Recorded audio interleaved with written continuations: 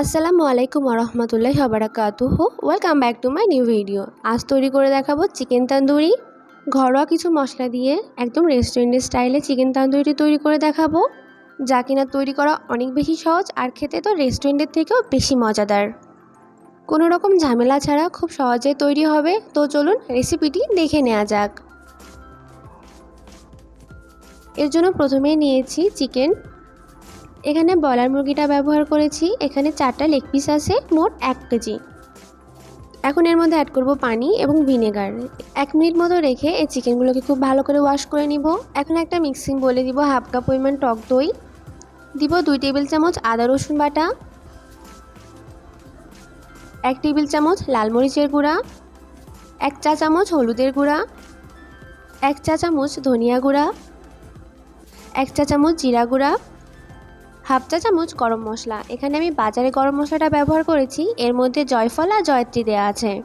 এখন অ্যাড করব মেথি গুঁড়া, কারণ কাসুরি মেথিটা আমাদের ঘরে অ্যাভেলেবেল থাকে না, মেথিটা থাকে তাই মেথিটা ব্যবহার করেছি। এরপর দিয়েছি 2 টেবিল চামচ লেবুর রস এবং 3 টেবিল চামচ সরিষার তেল। এখন অ্যাড করব পরিমাণ মতো লবণ। এখন এই সবগুলো মশলাকে খুব ভালো করে মিশিয়ে নিতে হবে। এই তান্দুরি মশলার মধ্যে সরিষার তেলটা অবশ্যই দিতে হবে, না হলে অরিজিনাল টেস্টটা পাওয়া যাবে না।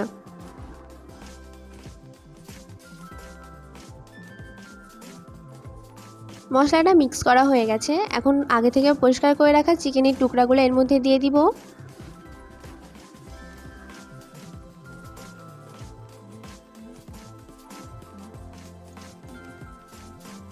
আমার আগের বোলটা ছোট হয়ে যাওয়ার কারণে অন্য আরেকটা বোলে এটাকে নিয়ে নিয়েছি। এখন মশলার সঙ্গে খুব ভালো করে ম্যারিনেট করে নিতে হবে। সমস্ত মশলার পরিমাপ এবং ম্যারিনেশনটা যদি ভালো করে করা যায় তবে তান্দুরি চিকেনটা খেতে অনেক বেশি মজা লাগে। মিক্স করা হয়ে গেলে এখন এটাকে রেস্টে রেখে দেবো 1 থেকে 2 ঘন্টার জন্য। আপনাদের হাতে সময় থাকলে এর থেকে বেশিক্ষণ রাখতে পারেন, তাহলে খেতে আরও বেশি মজা হবে। এখন অ্যাড করব ফুড কালার।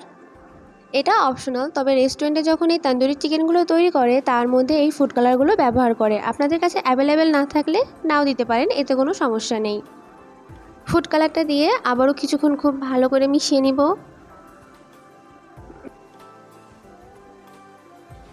মেশানো হয়ে গেছে। এখন এই চিকেনগুলোকে ভেজে নিতে হবে। এর জন্য আমি একটা প্যানে কিছুটা পরিমাণ তেল অ্যাড করেছি। এখন এর মধ্যে দেব ঘি। আপনারা চাইলে বাটারটা দিতে পারেন, আমার কাছে বাটারটা ছিল না, ঘি ছিল, তাই ঘিটা ব্যবহার করেছি। হাই হিটে তেলটা গরম করে নিতে হবে আর চুলার আঁচটা হাই রাখতে হবে। এই অবস্থায় চিকেনগুলো দিয়ে দিব এবং 1 মিনিট করে ভেজে নিতে হবে। 1 মিনিট এক পাশ ভাজা হয়ে গেলে আবারও উল্টিয়ে আরও 1 মিনিট ভেজে নিব। এতে করে চিকেনের মশলাগুলো এড়িয়ে যাবে না, চিকেনের সঙ্গেই লেগে থাকবে। 1 মিনিট ভাজা হয়ে গেলে চিকেনটাকে উল্টে দিব। এখন চুলার আঁচটা মিডিয়াম টু লো করে 10 মিনিটের জন্য এটাকে লো ফ্লেমে রান্না করে নিব। 10 মিনিট এক পাশ রান্না করে নিয়েছি। আবারও এটাকে উল্টিয়ে আরও 10 মিনিট লো ফ্লেমে রেখে দিতে হবে।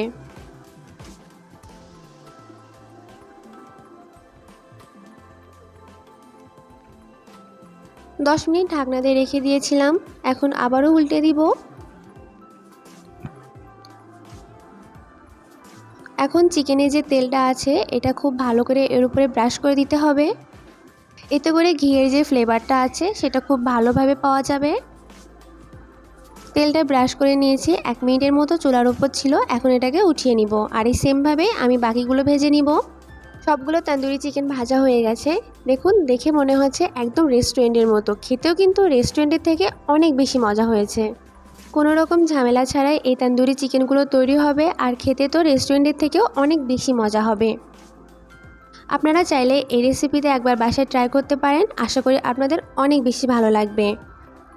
দেখা হবে নতুন আরেকটি ভিডিওতে। আল্লাহ হাফেজ।